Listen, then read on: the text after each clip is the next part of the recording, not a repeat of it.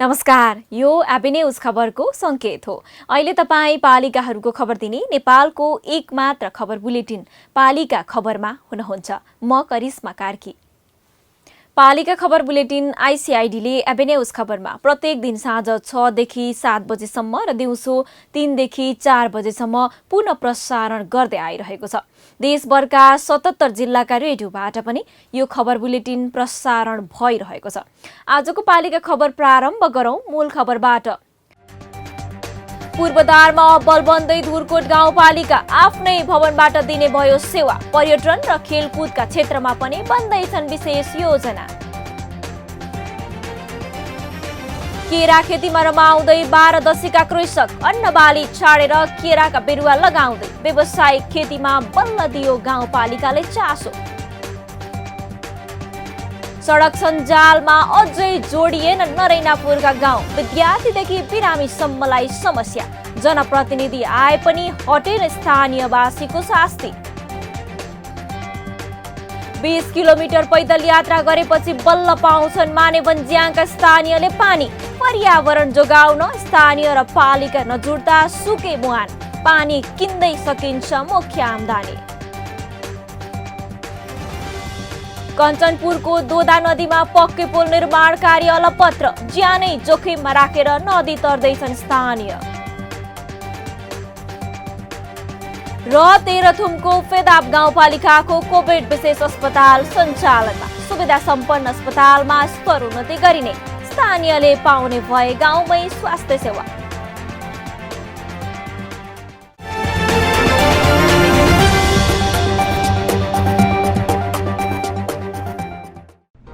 जन जनको आशा भरोसा र विश्वास हो पालिका। जनताद्वारा जनताले जनताकै लागि शासन गर्ने संयन्त्र हो पालिका। उसो भए जनताले के पाइरहेका छन्? के थिए त अपेक्षा? नेतृत्व, नीति र व्यवहार सही छ? बजेट, कार्यक्रम र अभियान पर्याप्त छन्? गरेन, भएन, हुँदैन मात्र भन्ने कि अब यसो गरौँ र यसरी गरौँ पनि भन्ने? पहरेदारी र खबरदारीसँगै अब दिशानिर्देश गर्नु छ। हाम्रो स्थानीय सरकारलाई सचेत गराउने हाम्रै समाचारले हो। अब अट्नेछ सबैको खबर। यो हो पालिका खबर।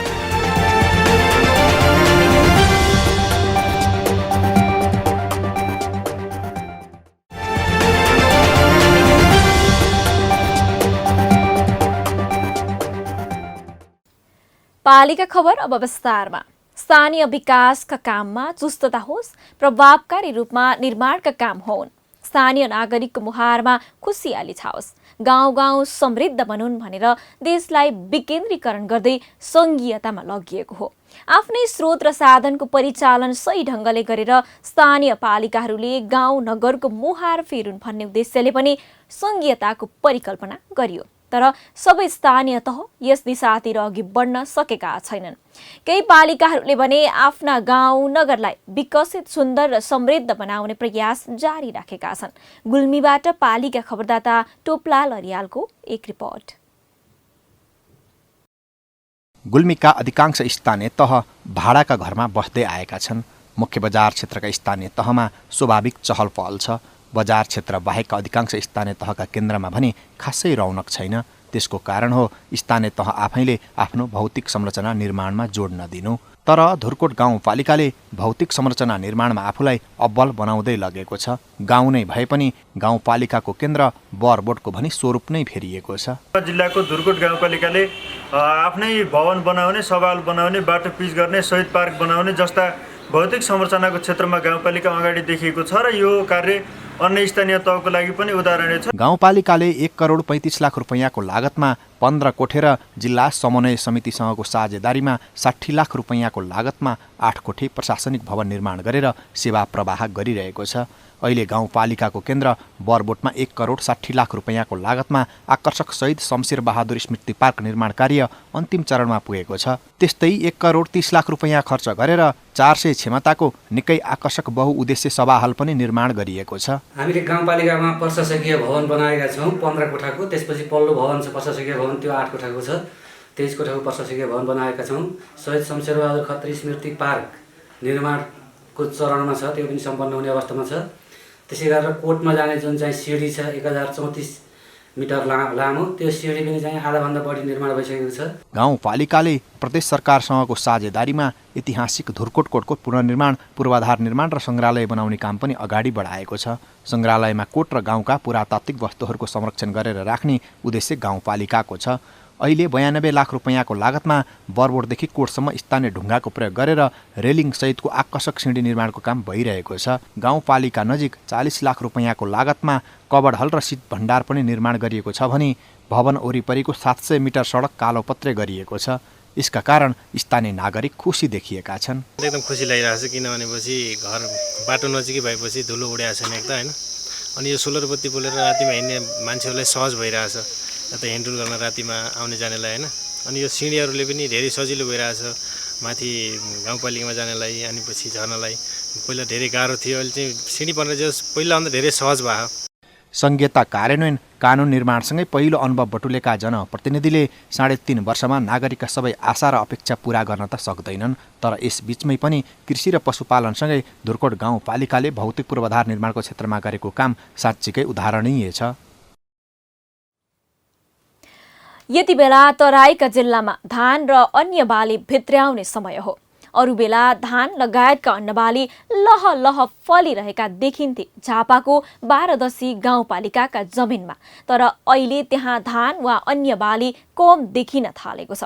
कृषकहरू धेरै मेहनत नगरी राम्रो आम्दानी गर्ने उपायतिर लागेका छन्। आफ्नो जमिनमा केरा खेती गर्दै अहिले यहाँका कृषकले मनग्गे आम्दानी गरिरहेका छन्। झापाबाट पालिका खबरदाता अच्युत सुवेदीको एक रिपोर्ट। अहिले झापाको 12 गाउँपालिकाका धान फल्ने खेतमा केराका बोट देखिन्छन्।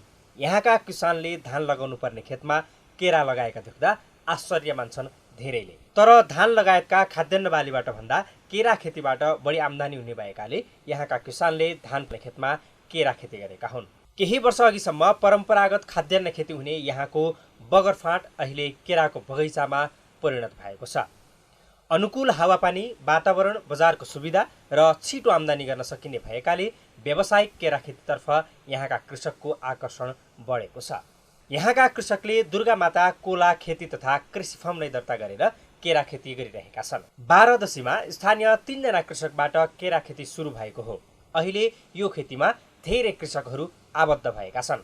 किरा लाग्दै जान्छ र त्यसलाई कोसमा पनि आक्रमण गर्ने त्यो हो। बुङ्गो यहाँ हामीहरूले काटिरहनुपर्छ। अनि मल हाल्दाखेरि औषधि हाल्दा आज कहीँ निस्क्यो त्यसलाई नै हाल्नुपर्छ, भोलि अर्को निस्क्यो त्यसलाई नै हाल्नुपर्छ। त्यति बेर धेरै चनाखिलो हुनुपर्छ। हामीले 12 गाउँपालिका, झापा गाउँपालिका र कन्काई गाउँपालिका गरी झापाका 3 स्थानीय तहमा 150 बिघा जग्गामा केरा खेती भइरहेको छ। भर्खरै मात्र पनि फार्मले 12 16 बिघा जग्गा लिजमा लिएर केरा बगान विस्तार गरेको छ। गाउँपालिकाको पहलमा अहिले कृषि ज्ञान केन्द्र झापाले 12 केरा ब्लक घोषणा गरेको छ। यससँगै गाउँपालिका र ज्ञान केन्द्रको तर्फबाट फार्मले 27 लाख रुपैयाँ बराबरका कृषि औजार र यन्त्र अनुदान समेत प्राप्त गरेको छ। तर यहाँका कृषकहरू भने अनुदान भन्दा पनि स्थानीय तहको तर्फबाट कृषि प्राविधिक र रासायनिक मलको व्यवस्था गरिदिन अनुरोध गरिरहेका छन्। हाम्रो स्थानीय गाउँपालिकाबाट हामीलाई कृषि प्राविधिक र यो मल, रासायनिक मल, युरिया, डिएपी, पोटास यति मात्रै उपलब्ध हामीलाई पर्याप्त मात्रामा उपलब्ध गराइदिनु भए हाम्रो यो व्यवसाय कहिल्यै पनि घाटा जाँदैन। केरामा लाग्ने रोगहरूका विषयमा भने यहाँका कृषकहरू अनभिज्ञ छन्। कहिले गानो कुहिने, कहिले पत्ता सुक्ने र कहिले बोटै मर्ने समस्याका कारण पछिल्लो समय यहाँका कृषकमा केही निराशा छाएको छ। स्थानीय तहमा केरासँग सम्बन्धित कृषि प्राविधिक नहुनु र रासायनिक मलको यथोचित व्यवस्था हुन नसक्नु यहाँका कृषकहरूको समस्याको विषय बनेको छ। उता 12 गाउँपालिका भने कृषि प्राविधिकको व्यवस्थापनमा जुटिरहेको बताउँछ। 15वटा साना समूह छन्, 1 बिघा 1.5 बिघा हुनेहरू मिलेर त्यहाँ समूह बनाएका छन्। त्यसलाई चाहिँ हामीले यसपालिको वार्डको बजेटबाट 2 लाख रुपियाँ बराबरको तपाईँको ट्याङ्की, स्प्रे ट्याङ्कीहरू र यो कोदालोहरू त्यो सम्बन्धी काम नगर्ने उपकरणहरूको खरिदको लागि 2 लाख रुपियाँ छुट्याइदिएको छ। मजदुरको अभावमा खाद्य बाली हुने जमिन बाँझिन थालेको अवस्थामा केरा खेती प्रभावकारी विकल्प बनेको छ झापाका कृषकका लागि। युवाको विदेशी मोह बढिरहेका बेला स्वदेशमै राम्रो आम्दानी गर्न लागि परेका यहाँका कृषकको पक्षमा अब भने स्थानीय तहले अलिक बढी चासो दिनुपर्ने देखिएको छ।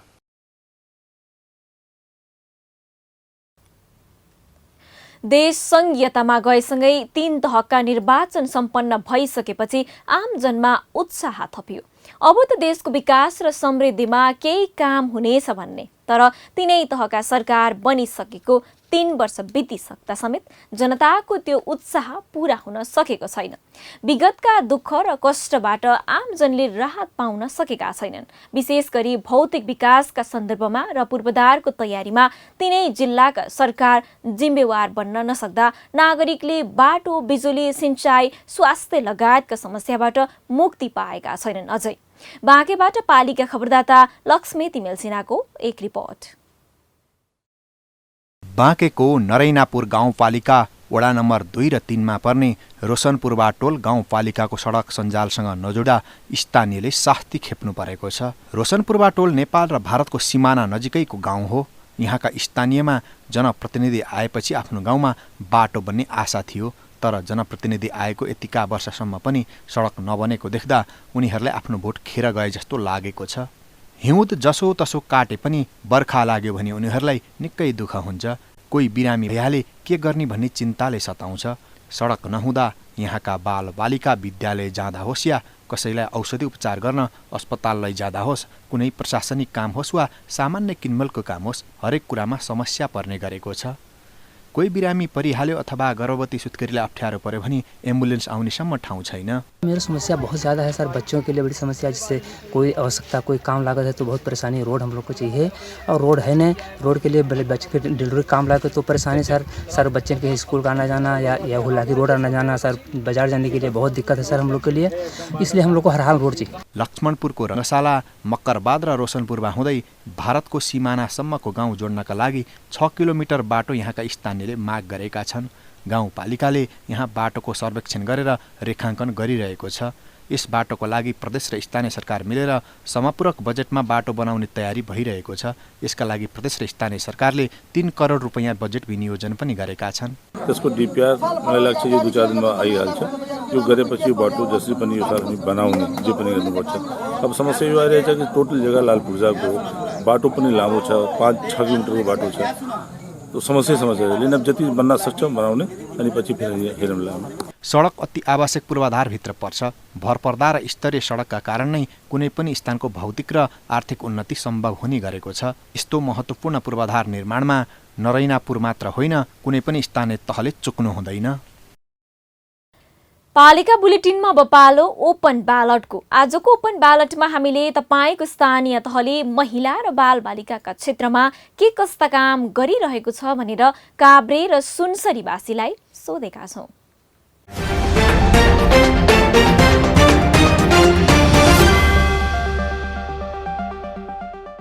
महिला तथा बालबालिकाको क्षेत्रमा अहिले धेरै काम गर्नुपर्ने देखिन्छ। स्थानीय तह, प्रदेश तथा सङ्घले तपाईँको कोरोना महामारीसँगै महिलाहरूमा बढेको बेरोजगारी, स्वास्थ्यका समस्याहरू, बालबालिका पनि अहिले स्कुल बन्द भएर अब कामविहीन भइरहेको अवस्था छ।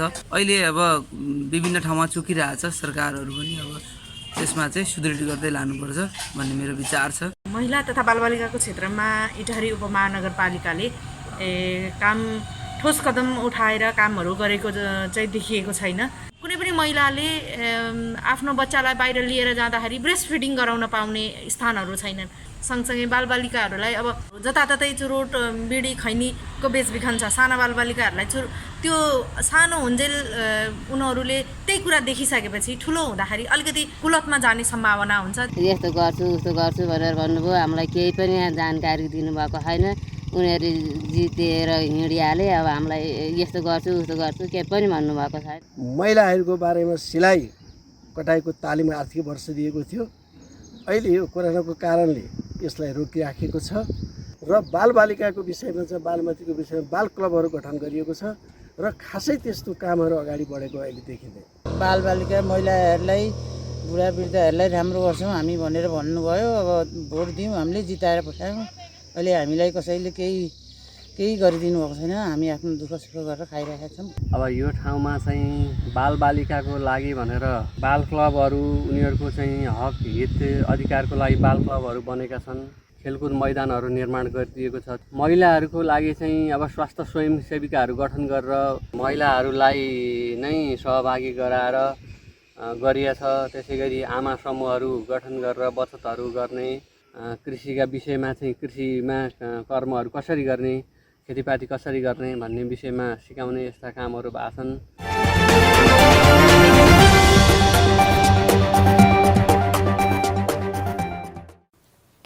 पालिका खबरको सिलसिला अझै जारी छ, त्यसअघि विश्राम अघि मूल खबर। पूर्वधारमा बलबन्दै धुरकोट गाउँपालिका आफ्नै भवनबाट दिने भयो सेवा। पर्यटन र खेलकुदका क्षेत्रमा पनि बन्दैछन् विशेष योजना।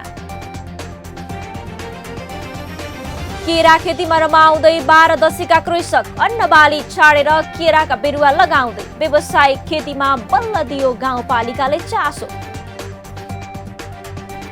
सडक सञ्जालमा अझै जोडिएन नरैनापुरका गाउँ, विद्यार्थीदेखि बिरामीसम्मलाई समस्या। जनप्रतिनिधि आए पनि हटेन स्थानीयवासीको शास्ति। 20 किलोमिटर पैदल यात्रा गरेपछि बल्ल पाउँछन् मानेभन्ज्याङका स्थानीयले पानी। पर्यावरण जोगाउन स्थानीय र पालिका नजुट्दा सुके मुहान, पानी किन्दै सकिन्छ मुख्य आम्दानी। कञ्चनपुरको दोदा नदीमा पक्के पुल निर्माण कार्य अलपत्र, ज्यानै जोखिममा राखेर नदी तर्दैछन् स्थानीय। र तेह्रथुमको फेदाप गाउँपालिकाको कोभिड विशेष अस्पताल सञ्चालनमा, सुविधा सम्पन्न अस्पतालमा स्तरोन्नति गरिने, स्थानीयले पाउने भए गाउँमै स्वास्थ्य सेवा।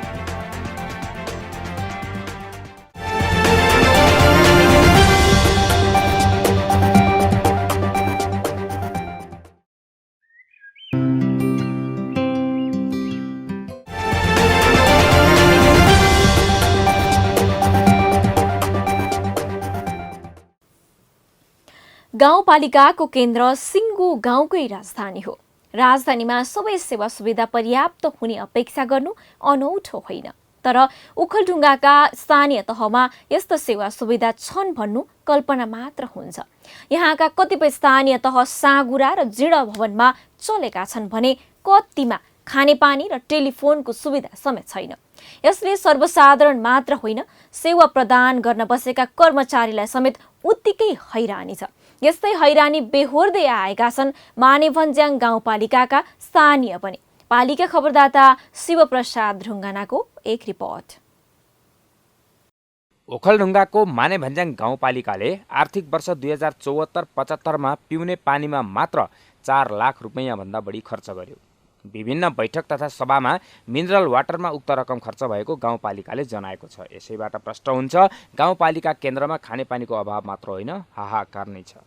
पुराना मुहान सुकेका र गाउँपालिकाको केन्द्र भएपछि मानिसको अत्यधिक चाप बढेपछि खानेपानीको 12 महिना अभाव हुने गरेको छ। यहाँ होटल तथा पसलमा पानी आपूर्ति छिमेकी जिल्ला खोटाङको सिमाना र स्थानीय रुम्दु खोलाबाट ट्र्याक्टरबाट बोकेर गर्ने गरिएको छ। यसरी ढुवानी गर्दा 1 लिटर पानीको मूल्य 2 रुपैयाँ पर्ने गरेको छ। गाडीबाट ट्याङ्कर भन्दा पनि अहिले त्यो ट्याङ्कर पनि छैन, त्यो ट्र्याक्टरबाट चाहिँ हिल ट्याङ्कीबाट चाहिँ ल्याएर चाहिँ हामी 2 रुपियाँ लिटरको हिसाबमा हामी यहाँ आफ्नो कामचलोको आपत्ति गर्छौँ। अहिलेको गाउँपालिका केन्द्रमा रहेको बजार क्षेत्रका पुराना पानीका मुहान सुकिसकेका छन्। पानीका मुहान सुक्न थालेपछि स्थानीयले विभिन्न ठाउँबाट सवारी साधनमा बोकेर पानी ल्याउने गरेका छन् भने कपडा धुन तथा नुहाउन 20 किलोमिटर टाढा रहेको सुनकोशी नदीसम्म धाउने गरेका छन्। भएका मुहानबाट आउने पानी आलो पालो गरेर बजार क्षेत्रका 200 उपभोक्तालाई वितरण गरिँदै आएको छ। हामीले यो सामान्य स्रोत छ हाम्रो, अहिले हाम्रो चाहिँ लगभग 200 देखि 250 घरधुरीलाई यसले मिटर सिस्टमबाट युनिटको हिसाबले अहिले प्रत्येक घरधुरीमा यो पुर्याएर त्यसरी चाहिँ पानी चाहिँ अब अहिले सञ्चालन भइरहेको अवस्था। यो यसलाई चाहिँ त्यो पर्याप्त हुँदैन, त्यस कारणले हामीले चाहिँ टोल बनाएर यसको केन्द्र छ हामीसँग, त्यो केन्द्रमा हामीले चाहिँ बेला बेलामा चाहिँ एउटा केन्द्रलाई यो समयमा भनेर चाहिँ समय मिलाएर समय अवधिभरि चाहिँ पानी चाहिँ वितरण गर्ने चाहिँ कार्य भइरहेको। गाउँपालिका केन्द्रमा सधैँ पानीको हाहाकार भइरहेको विषयबारे गाउँपालिका पनि अनभिज्ञ भने छैन। तर पानीका योजना सञ्चालन गर्न मुहान पाइरहेको छैन। पानी आपूर्तिका लागि एउटा लिफ्टिङको योजना सञ्चालन गरे पनि त्यो पर्याप्त भने छैन। तर अब ल्याउनु पर्ने कहाँ, विशेष गरी मुहानै नभेटाएर यसको मुख्य समस्या चाहिँ त्यसपछि वैकल्पिक रूपमा चाहिँ जुन खालको पहिलाको भएको स्वाभाविक मुहानहरूमा चाहिँ अन्य ठाउँबाट चाहिँ सोलर लिफ्टिङबाट लगेर एक दुई ठाउँ चाहिँ हामीले त्यहाँ हालेका छौँ। तर टेक्निकली प्राविधिक रूपमा चाहिँ कस्तो समस्या भइदियो भने पहिलाका स्वाभाविकका मुहानबाट आउने पाइप चाहिँ 40 mm का हामी फेरि त्यहाँ लिफ्टिङ गरेर लगेको चाहिँ 60 mm बाट चाहिँ तानेको पानी चाहिँ त्यही मुहानमै खेर जाने भइरहेको छ। खानेपानीको समस्या वर्षौंदेखि झेलिरहेको मानेभन्ज्याङ गाउँपालिकामा समस्या समाधानका लागि पहल थालिए पनि त्यो पहल अधुरै छ। खानेपानी नै नभएको सुक्खा क्षेत्रमा गाउँपालिका केन्द्रभन्दा निकै तल रहेको मोलुङ खोलाबाट लिफ्टिङका लागि सम्भाव्यता अध्ययन गरेर डिपिआर निर्माण त भएको छ, तर गाउँपालिकासँग त्यसका लागि पर्याप्त बजेट पनि छैन। यस्ता महत्त्वपूर्ण बृहत लिफ्टिङ आयोजनामा प्रदेश सरकारसँग साझेदारी प्रस्ताव गरिएको छ, तर प्रदेश सरकारले यसमा ध्यान दिएको पाइँदैन। मानव जीवनका लागि खानेपानी जस्तो अति आवश्यक चिजका विषयमा समेत स्थानीय सरकार जिम्मेवार बन्न नसक्नु दुःखद त हो नै, स्थानीय नागरिकको स्वस्थ रहन पाउने र खाद्य सुरक्षाको संवैधानिक हकको विपरीत पनि हो। उसै त विकासका हिसाबले पछि परेको ठाउँ, त्यसमाथि योजनामा परेका र ठेक्का सम्झौता भइसकेका कामहरू समेत समयमा सम्पन्न नहुने समस्या। कहिले ठेकेदार कम्पनीको बहाना त कहिले कामदारको, कहिले ठेक्का दिने निकायको आफ्नै कुनै समस्याका कारण धेरै विकास निर्माणका योजना अलपत्र अवस्थामा छन्। यस्ता अलपत्र योजनाका काम पुनः सुरु गरेर निर्माणका काम सक्दो छिटो सम्पन्न गर्नतिर कसैको ध्यान जान नसक्दा स्थानीयवासी भने उस्तै वा पुरानै नियति भोग्न बाध्य छन्। कञ्चनपुरबाट पालिका खबरदाताको एक रिपोर्ट। कञ्चनपुरकै ठूलो नदीका रूपमा रहेको दोदा नदीमा वर्षौंदेखि पुल निर्माण नगरिँदा कञ्चनपुरको लालझडी गाउँपालिकावासी लामो समयदेखि समस्या भोग्दै आएका छन्। लालझडी गाउँपालिकाको देखतफुली पर्सिया जोड्ने दोदा नदीमाथि पक्की पुल निर्माणका लागि 26 पुस 2072 मा 24 करोड 53 लाख रुपैयाँमा लुम्बिनी राजेन्द्र कुमार श्रेष्ठ जेबीसँग सम्झौता भएको थियो। तर पुलको डिजाइनमा प्राविधिक समस्या देखिएपछि पुल निर्माण अलपत्र परेको छ। पुल 2-3 वर्ष बंद हुई गई है, अभी तक ना बनी है। में बरसत है, अषाढ़ आता है, हमार गजब आफत होता है। ट्यूब में जान पड़ा था, 150-200 रुपया तिरन पड़ा था। दोदा नदीमा पुल नहुँदा लालझडी गाउँपालिकामा प्रवेश गर्न र अन्य ठाउँबाट जान 100 रुपैयाँ तिर्नुपर्ने बाध्यता छ स्थानीयको। ट्युब मार्फत दोदा नदीमा ओहोर दोहोर गर्न 20 रुपैयाँदेखि 200 रुपैयाँ तिरिरहेका छन् यहाँका स्थानीयले। दोदा नदीमा ट्युब मार्फत पैदल यात्रु र साना सवारी साधन ओहोर दोहोर गरिन्छ। ट्युबबाट नदीमा वारपार गर्न मोटरसाइकलको 200 रुपैयाँ र साइकलको 20 देखि 30 रुपैयाँसम्म तिर्नुपर्छ। खटिया में बोके ले जाना अवस्था आता है, कोई तो हिने बच्चा पाए जाता है, अस्पताल ना पुगता है, मरण अवस्था हो जाता है। तभी के मारे जा पुल बन जाती त सजिलो हो जाई। तो सबसे पहले त बिरामिकता ही अगट्यारो है। पुल निर्माणमा भइरहेको बेवास्ताका कारण यहाँका स्थानीय हिउँदमा काठे पुल र बर्सातमा ट्युबकै भर पर्न बाध्य छन्। असोज अन्तिमदेखि जेठसम्म नदी तर्न काठे पुलको भर पर्नुपर्छ भने त्यसपछि ट्युबको प्रयोगबाट आवत जावत गरिन्छ। देखतफुली पर्सिया जोड्ने 170 मिटर लामो पक्की पुल 3 वर्षमा पूरा हुने गरी लिएको ठेक्का अनुरूप 26 पुस 2075 सम्ममा निर्माण सम्पन्न गरिसक्नुपर्ने थियो। तर फुटपाथ सहित 2 लेनको पुल बनाउने जिम्मा पाएको ठेकेदार कम्पनी लुम्बिनी राजेन्द्र श्रेष्ठ जेबीले प्राविधिक समस्या आएको भन्दै निर्माण ठप्प पारेको छ। पुलको डिजाइनमा समस्या आएकोले पुल निर्माणमा ढिलाइ भएको सडक डिभिजन कार्यालय कञ्चनपुरले पनि बताउँदै आएको छ। समयमै निर्माण सम्पन्न गरेर स्थानीयलाई यातायातमा सहज बनाइदिनुपर्ने दायित्वबाट ठेकेदार कम्पनी र सरोकारवाला चुकिरहेका छन्। गाउँपालिकाले भने ठेकेदार कम्पनी र प्रदेश सरकारको बेवास्ता र लापरवाहीका कारण यो पुल निर्माण अलपत्र परेको आरोप लगाउँदै आएको छ। त्यसको ड्रइङ डिजाइन र सोल टेस्ट गरेरै त्यहाँ पुल निर्माण काम सुरु गरिया हो र यसमा ठेकेदार कम्पनी र तपाईँको यो स्थानीय यो प्रदेश सरकारले अलि मलाई लाग्छ उहाँहरूकै लापरवाहीकै कारणले यो सबै भइराखेको मेरो गुनासो छ है। कञ्चनपुर जिल्लामा निर्माणाधीन विभिन्न पुलहरूको निर्माण कार्य विभिन्न समस्या देखाएर रोकिएका कारण सर्वसाधारणले साष्टे खेपिरहेका छन्।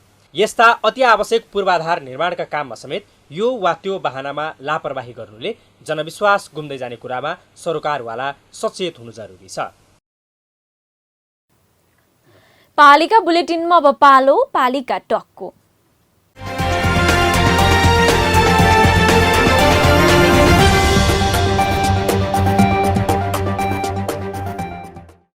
आजको पालिका टकमा हामी जोड्दैछौँ डडेलधुराको अमरगढी नगरपालिकाका प्रमुख विश्वेश्वर प्रसाद ओझालाई। मेयर साहब, पालिका टकमा यहाँलाई स्वागत छ। धन्यवाद, नमस्कार। मेयर साहब, निर्वाचित भएको पहिलो वर्ष अध्ययन अनुसन्धानको वर्ष भन्नुहुन्थ्यो, अब 3 वर्ष बितेछ, अध्ययनले के भन्यो, अहिले के गर्दै हुनुहुन्छ बताइदिनुहोस् न।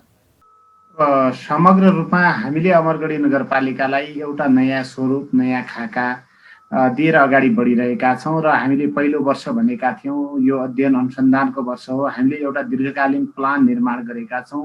5 वर्षपछिको अमरगढी कस्तो हुने, 10 वर्षपछिको कस्तो हुने र 20 वर्षमा हामी कहाँ हुने, यसका निमित्त हामीले एकिन गन्तव्य तय गरेका छौँ, जस अन्तर्गत अहिले हाम्रो मास्टर प्लान अनुसार हाम्रा पूर्वाधार निर्माणका कामहरू अगाडि द्रुत गतिमा अगाडि बढिरहेका छन्। थुप्रै पूर्वाधारहरू, चाहे सडक सञ्जालका कुराहरू, चाहे पर्यटकीय पूर्वाधारका कुराहरू, कृषि पूर्वाधारका कुराहरू, सबै क्षेत्रमा हामी योजनाबद्ध ढङ्गले अगाडि बढेका छौँ। मेयर साहब, तपाईँ त पूर्व सोभियु सभापति पनि विद्यार्थी राजनीति गर्दा र स्थानीय सरकारको प्रमुखका हैसियतमा जनताको सेवामा लाग्दा के फरक पाउनुभयो मेयर साहब?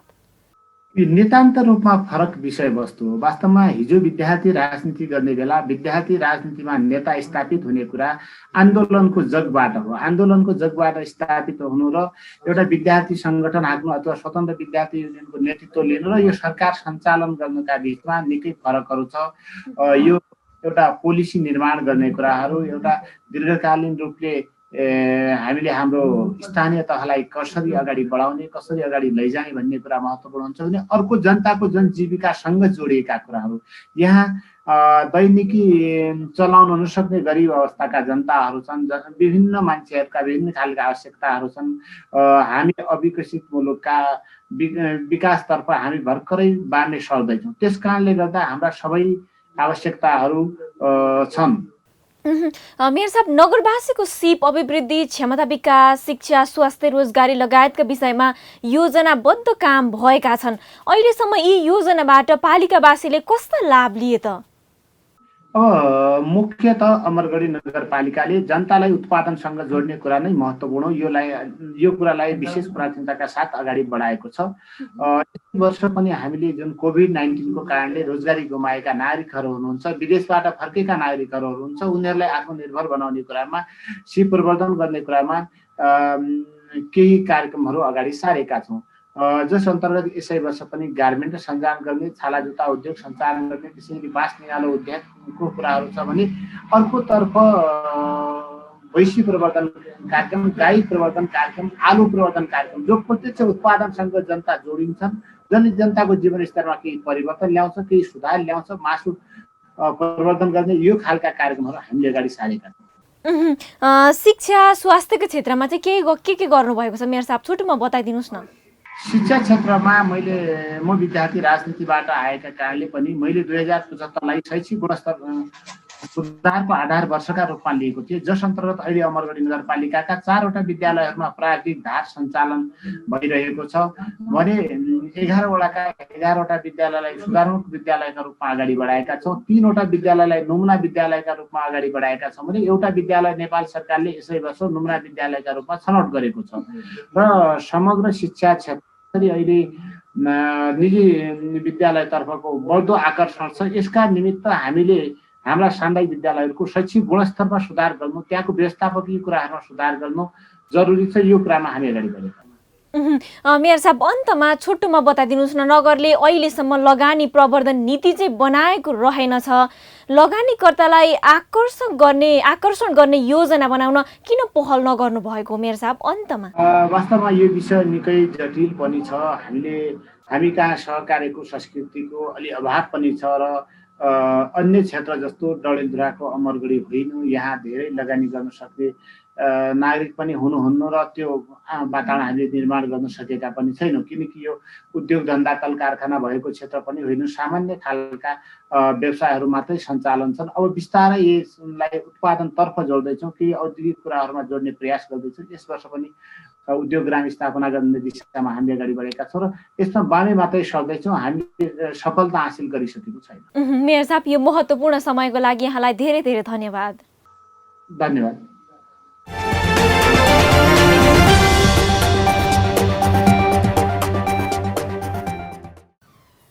अब अट्ने छन् सबैका खबर। यो हो पालिका खबर। पालिका खबरको सिलसिला अझै जारी छ, त्यसअघि विश्राम अघि मूल खबर।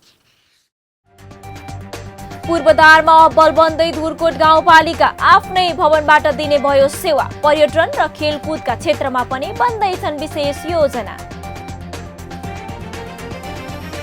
केरा खेतीमा रमाउँदै 12 दशकका कृषक अन्न बाली छाडेर केराका बिरुवा लगाउँदै व्यावसायिक खेतीमा बल्ल दियो गाउँपालिकाले चासो। सडक सञ्जालमा अझै जोडिएन नरैनापुरका गाउँ। विद्यार्थीदेखि बिरामीसम्मलाई समस्या। जनप्रतिनिधि आए पनि हटेन स्थानीयवासीको शास्ति। 20 किलोमिटर पैदल यात्रा गरेपछि बल्ल पाउँछन् मानेवन्ज्याङका स्थानीयले पानी। पर्यावरण जोगाउन स्थानीय र पालिका नजुट्दा सुके मुहान। पानी किन्दै सकिन्छ मुख्य आम्दानी। कञ्चनपुरको दोदा नदीमा पक्कै पुल निर्माण कार्य अलपत्र। ज्यानै जोखिममा राखेर नदी तर्दैछन् स्थानीय। र तेह्रथुमको फेदाप गाउँपालिकाको कोभिड विशेष अस्पताल सञ्चालनमा। सुविधा सम्पन्न अस्पतालमा स्तरोन्नति गरिने। स्थानीयले पाउने भए गाउँमै स्वास्थ्य सेवा।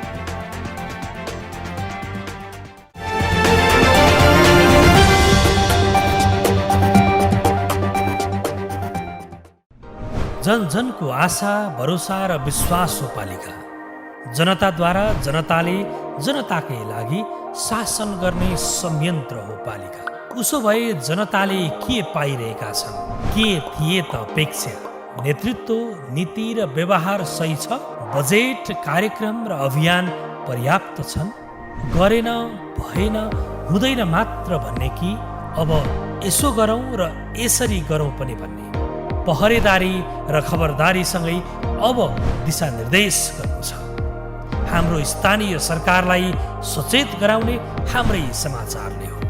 अब अट्ने छ सबैको खबर। यो हो पालिका खबर।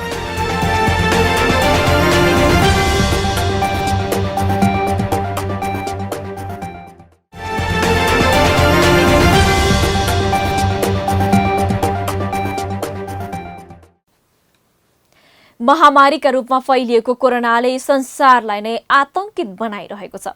दैनिक लाखौं संक्रमित बढिरहेका छन् भने हजारौंको ज्यान यसैका कारण गइरहेको छ। कतिपयले समयमै उपचार र औषधि नपाएर ज्यान गुमाइरहेको अवस्था छ। यस्तो बेलामा नेपालका अस्पतालहरूले पनि अब कोरोनाका बिरामीलाई धान्न सक्ने अवस्था देखिँदैन। यही बुझेर केही स्थानीय तहहरू आफैले आफ्ना पालिकामा कोभिड विशेष अस्पताल निर्माणमा जुटेका छन्। तेह्रथुमबाट पालिका खबरदाता इन्द्र नेपालीको एक रिपोर्ट। विश्व नै कोरोना कहरबाट गुज्रिरहेका बेला नेपाल पनि यसबाट अछुतो रहन सकेको छैन। नेपालका हरेक जसो स्थानमा अहिले कोरोनाको संक्रमण पुगिसकेको छ। यस्तो बेला केही स्थानीय तहले आफ्नै तथा संघीय र प्रदेश सरकारको समन्वयमा अस्थायी अस्पताल निर्माण गरिरहेका छन्। तेह्रथुमको फेदाप गाउँपालिकामा पनि कोभिड-19 विशेष अस्पताल सञ्चालन गरिएको छ। फेदाप गाउँपालिकाको केन्द्रमा रहेको पोक्लावाङ स्वास्थ्य चौकीमा अक्सिजन सहित 5 बेडको अस्पतालको सम्पूर्ण तयारी पूरा भएपछि अस्पताल सञ्चालनमा ल्याइएको हो। ग्रामीण क्षेत्रमा रहेका स्वास्थ्य चौकीमा सिटामोलसम्म पाउने अवस्था नरहेका बेला मेडिकल अधिकृत सहितको अस्पतालबाट सेवा सुरु गरेसँगै स्थानीय खुसी भएका छन्। सामान्य रोगको उपचारका लागि धरान वा विराटनगरका निजी अस्पताल जानुपर्ने बाध्यता यहाँका नागरिकलाई थियो। स्थानीय तहमा डाक्टरको व्यवस्थापन भएपछि बिरामीहरूले राम्रो सुविधा प्राप्त गरेका छन्। सबैको भर्खर मात्रै स्थापना भएकोले सबैको आकर्षणको केन्द्र बनेको छ र क्रमशः यो सुविधाहरूलाई अरू विस्तार गर्नुपर्छ। अझै यहाँका बिरामीहरूले बाहिर जानु नपर्ने अवस्था सिर्जना होस् भन्ने लागिरहेछ र त्यस्तो काम अहिले भइरहेको छ। फेदाप गाउँपालिकामा 15 बेडको सुविधा सम्पन्न अस्पतालको माग गरिए तापनि अहिले संघीय सरकारको अर्थ मन्त्रालयबाट 10 बेडको अस्पताल निर्माणका लागि 85 लाख रुपैयाँ बजेट निकासा भएको छ। नेपाल सरकारको स्वास्थ्य तथा जनसङ्ख्या मन्त्रालयको 10 लाख रुपैयाँ लगानीमा अस्पताल निर्माण गरिएको हो। हाल बनेको अस्थायी कोभिड अस्पताललाई स्तर उन्नति गरेर स्थायी र प्राविधिक हिसाबमा समेत सुविधा सम्पन्न अस्पताल निर्माण गर्नका लागि फेदाप सरकार लागि परेको छ। हामीले सम्पूर्ण कामलाई चाहिँ जनता सामु पुर्याउने र त्यो कामलाई कार्यान्वयन गर्ने पक्षमा यहाँका हामी स्थानीय तहका सम्पूर्ण सेक्टर लागि परेका छौँ। फेदापमा सुविधा सम्पन्न अस्पताल निर्माणका लागि न्यूनतम 10 रोपनी जग्गाको आवश्यकता रहेकाले आवश्यक जमिन व्यवस्थापनका लागि गाउँपालिका जुटेको छ। अस्पतालमा दैनिक करिब 30 भन्दा बढी बिरामीले सेवा लिइरहेका छन्। त्यही अब कोभिडसँग सम्बन्धित समस्याहरू अनि त्योदेखि बाहेक अरू जेनरल सबै समस्याहरू चाहिँ यहाँ भएको स्रोत साधनले भएसम्म चाहिँ सबै नै भइरहेको छ। कोरोना महामारीले देश पुरै गाजिरहेका बेला स्थानीय स्तरमै कोभिडको रोकथाम र उपचारका प्रयास हुनु सराहनीय कार्य हो। फेदाप गाउँपालिकाले जसरी नै हरेक स्थानीय तहले यस्ता महामारीका बेला आफ्नो स्रोत र साधनले भ्याएसम्म विशेष र अस्थायी अस्पताल सञ्चालन गर्नु आवश्यक भइसकेको छ। पालिका खबर बुलेटिनमा अब पालो पालिकामा आजको। आज दिनभर कुन पालिकामा के भयो? सहकर्मी सन्तोष पोखरेलको साथमा पालिकामा आज।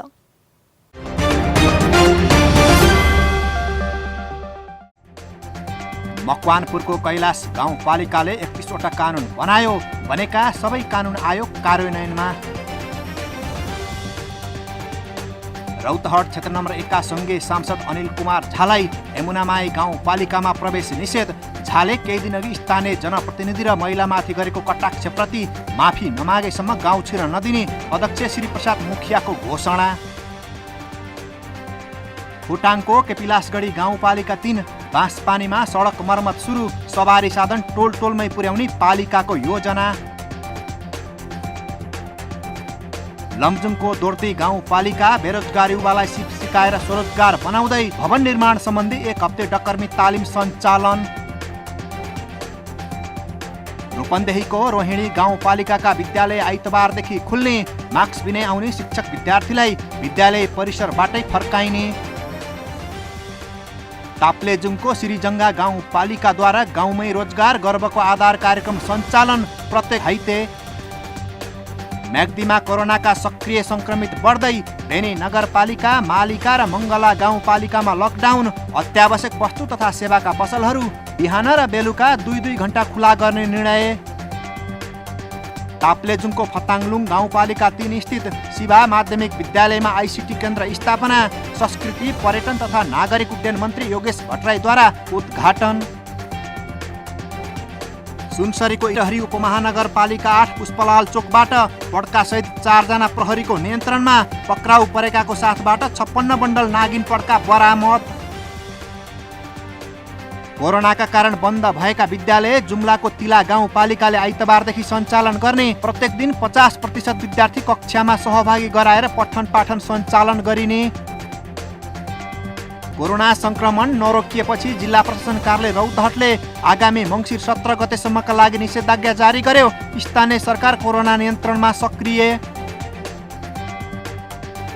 ललितपुर महानगरपालिकाले सडक निर्माणलाई तीव्रता दियो। 3 चरणमा 20 किलोमिटर सडक कालोपत्रे गरिने।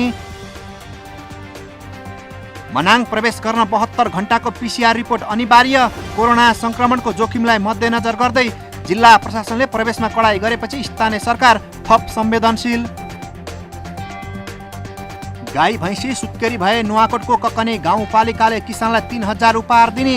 किसानले 1 आर्थिक वर्षमा 3000 रुपैयाँ पाउने। डोल्पाको त्रिपुरा सुन्दरी नगरपालिका 5 मा पर्ने कुच्चीभिर नजिकै सुक्खा पहिरो खस्दा डोल्पा जोड्ने मुख्य सडक अवरुद्ध। अत्यावश्यक कामले आवत जावत गर्ने मानिसहरू ज्यान जोखिममा पारेर पहिरोबाटै हिँड्न बाध्य। निर्माण व्यवसायीले व्यवस्था गर्दा म्याग्दीको धवलागिरी गाउँपालिका 5 मल्कबाङको स्वास्थ्य चौकी भवन अलपत्र। ग्रामीण भेगका जनताको स्वास्थ्य सेवा प्रभावित। पालिकाभित्रका विपन्न तथा गरिब परिवारको मृत्यु भएमा दाह संस्कारका लागि नगदै प्रति परिवार 5000 सहयोग दिँदै इलामको देउमाई नगरपालिका। नगरवासी खुसी। र कोरोना संक्रमणको जोखिम बढेपछि हिमाली जिल्ला मुगुमा यस वर्षको तिहारमा देउसी भैलो खेल्न निषेध।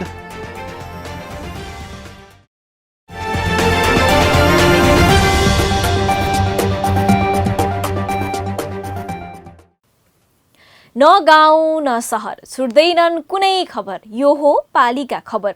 पालिका खबरको सिलसिला अझै जारी छ। त्यसअघि विश्राम अघि मूल खबर।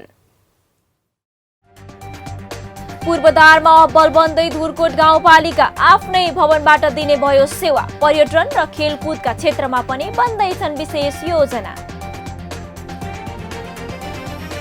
केरा खेतीमा रमाउँदै 12 दशीका कृषक। अन्नबाली छाडेर केराका बिरुवा लगाउँदै व्यावसायिक खेतीमा बल्ल दियो गाउँपालिकाले चासो। सडक सञ्जालमा अझै जोडिएन नरैनापुरका गाउँ। विद्यार्थीदेखि बिरामीसम्मलाई समस्या। जनप्रतिनिधि आए पनि हटेन स्थानीयवासीको शास्ति। 20 किलोमिटर पैदल यात्रा गरेपछि बल्ल पाउँछन् मानेवन्ज्याङका स्थानीयले पानी। पर्यावरण जोगाउन स्थानीय र पालिका नजुट्दा सुके मुहान। पानी किन्दै सकिन्छ मुख्य आम्दानी। कञ्चनपुरको दोदा नदीमा पक्के पुल निर्माण कार्य अलपत्र। ज्यानै जोखिममा राखेर नदी तर्दैछन् स्थानीय। र तेह्रथुमको फेदाप गाउँपालिकाको कोभिड विशेष अस्पताल सञ्चालनमा। सुविधा सम्पन्न अस्पतालमा स्तरोन्नति गरिने। स्थानीयले पाउने भए गाउँमै स्वास्थ्य सेवा।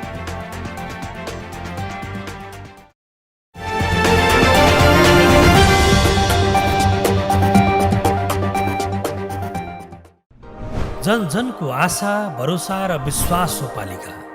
जनताद्वारा जनताले जनताकै लागि शासन गर्ने संयन्त्र हो पालिका। उसो भए जनताले के पाइरहेका छन्? के थिए त अपेक्षा? नेतृत्व, नीति र व्यवहार सही छ? बजेट, कार्यक्रम र अभियान पर्याप्त छन्? गरेन, भएन, हुँदैन मात्र भन्ने कि अब यसो गरौँ र यसरी गरौँ पनि भन्ने? पहरेदारी र खबरदारीसँगै अब दिशानिर्देश गर्नु छ। हाम्रो स्थानीय सरकारलाई सचेत गराउने हाम्रै समाचारले हो। अब अट्ने छ सबैको खबर। यो हो पालिका खबर।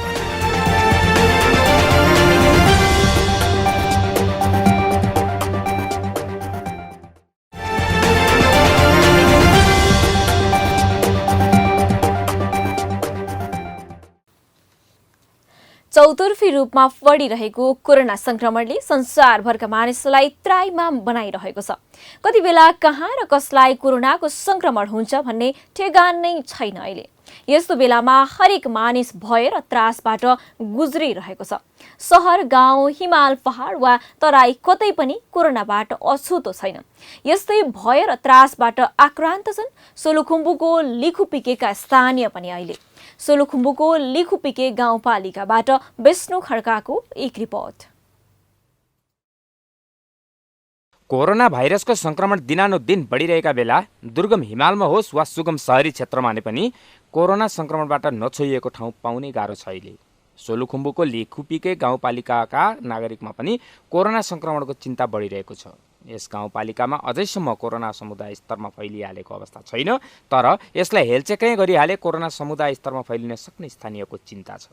सामान्य रूपमा लिनु चाहिँ एकदम गलत कुरा हो र हामीले यसको रोकथाम गर्नको निमित्त चाहिँ अब हाम्रो जुनसुकै समुदाय स्तरमा हुने चाहिँ गतिविधिहरूलाई एकदम सतर्क हुने, रोक्ने, अहिले भइरहेका स्थानीय गतिविधि जस्तो भिडभाड अनि स्थानीय स्तरमा हुने चाहिँ पूजा चाडपर्वहरूमा चाहिँ एकदम सचेत भएर हामी चाहिँ जोगिन सक्यौँ भनेदेखि चाहिँ यो कोरोना भाइरसबाट हामी बच्न सक्छौँ। सोलुखुम्बुको लिखु पिके र रामेछापको सिमाना भएर बग्ने लिखु खोलामा हाइड्रो पावर निर्माणको काम चलिरहेको छ। अहिले यहाँ विभिन्न बाहिरी जिल्लाहरूबाट कामदार ओसार पसार गरिरहेकाले पनि कोरोना समुदायमा फैलिन सक्ने स्थानीयमा त्रास बढेको हो। लिखु पिके पनि यसबाट चाहिँ अब अलिकति अब डरमग्दो स्थितिमा चाहिँ देखा परेको छ, किनभने यहाँ चाहिँ हाम्रो हाइड्रो पावर नजिकै भएको कारणले गर्दा त्यहाँ चाहिँ बाहिरका मान्छेहरू आगमन भइराख्ने आउने जाने त्यसको चाहिँ डिटेल राम्रोसँग डाटाहरू चाहिँ हाइड्रो पावरले पनि नराख्ने, गाउँपालिकाले पनि त्यसमा चाहिँ अलिकति जति ध्यान दिनु पर्ने हो त्यो पनि दिन नसकेको स्थितिमा यहाँ पनि लिखु पिकेवासीलाई पनि अलिकति कोरोनाको चाहिँ समुदाय स्तरमा फैलिसक्यो कि भन्ने चाहिँ आशंका पक्कै देखिएकै छ। 8,000 भन्दा बढी नागरिक बसोबास गरिरहेको यो गाउँपालिकामा समुदाय स्तरमा कोरोना फैलिन नदिन गाउँपालिकाबाट भने सक्दो पहल भइरहेको बताइएको छ। यति बेला जाडोको मौसम सुरु हुन लागेको छ। यस्तो बेला बाहिर सक्रिय हुने विज्ञहरूको भनाइ छ। सकेसम्म व्यक्ति आफै स्वास्थ्यप्रति सचेत र संवेदनशील हुनु उत्तम हो, तर महामारीबाट सतर्क र सचेत हुँदा हुँदै पनि बच्न सकिन्छ नै भन्ने कहाँ छ र? यस्तो बेलामा राज्य सरकार वा हाम्रा जनप्रतिनिधि र स्थानीय सरकारको अपेक्षा गर्नु अन्यथा होइन। पालिका खबर बुलेटिनको अन्ततिर छौं। मूल खबर पुनः एकपटक। पूर्वधारमा बलबन्दै धुरकोट गाउँपालिका आफ्नै भवनबाट दिने भयो सेवा। पर्यटन र खेलकुदका क्षेत्रमा पनि बन्दैछन् विशेष योजना। केरा खेतीमा रमाउँदै 12 दशकका कृषक अन्नबाली छाडेर केराका बिरुवा लगाउँदै व्यावसायिक खेतीमा बल्ल दियो गाउँपालिकाले चासो। सडक सञ्जालमा अझै जोडिएन नरैनापुरका गाउँ। विद्यार्थीदेखि बिरामीसम्मलाई समस्या। जनप्रतिनिधि आए पनि हटेन स्थानीयवासीको शास्ति। 20 किलोमिटर पैदल यात्रा गरेपछि बल्ल पाउँछन् मानेवन्ज्याङका स्थानीयले पानी। पर्यावरण जोगाउन स्थानीय र पालिका नजुड्दा सुके मुहान। पानी किन्दै सकिन्छ मुख्य आम्दानी। कञ्चनपुरको दोदा नदीमा पक्कै पुल निर्माण कार्य अलपत्र। ज्यानै जोखिममा राखेर नदी तर्दैछन् स्थानीय। र तेह्रथुमको फेदाप गाउँपालिकाको कोभिड विशेष अस्पताल सञ्चालनमा। सुविधा सम्पन्न अस्पतालमा स्तरोन्नति गरिने। स्थानीयले पाउने भए गाउँमै स्वास्थ्य सेवा। हवस् त आजको पालिका खबर बुलेटिन यति नै। पालिका बुलेटिन फेसबुक, युट्युब, इन्स्टाग्राम र हाम्रो अनलाइन संस्करण www.palikakhbar.com बाट हेर्न, पढ्न र सुन्न सकिनेछ। साथै यो बुलेटिन देशका 77 जिल्लाका रेडियोबाट पनि हरेक दिन सुन्न सकिनेछ। पालिकाहरूको गतिविधि समेटिने नेपालको एकमात्र खबर बुलेटिन पालिका खबर लिएर भोलि पुनः आउने नै छौं। एबी न्यूज खबर हेर्दै रहनुहोला। नमस्ते।